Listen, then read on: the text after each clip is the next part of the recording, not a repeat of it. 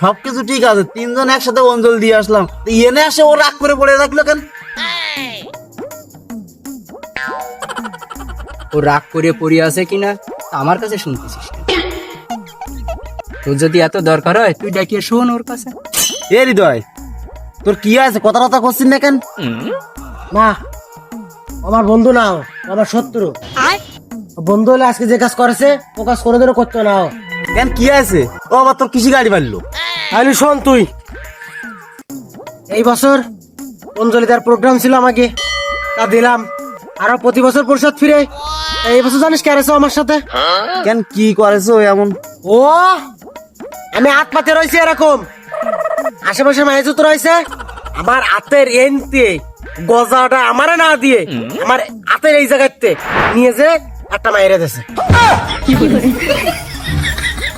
ও আমার বন্ধু হতে পারে না। ও যে আজকে যে কাজটা আমার সাথে করেছে, বন্ধু হলে এই কাজটা আমার সাথে করতে পারতো না।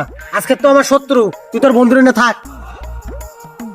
এ দাঁড়া দাঁড়া দাঁড়া দাঁড়া, ও খালি খালি রাগ করে যায়নি। এইবার আমি বুঝতেই পারলাম, তুই তো আমারও গজা দিতিস নে।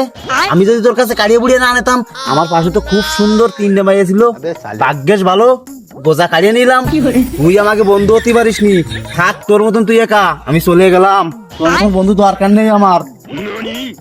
যা যা, তুগে মতো বন্ধু আমারও দরকার নেই।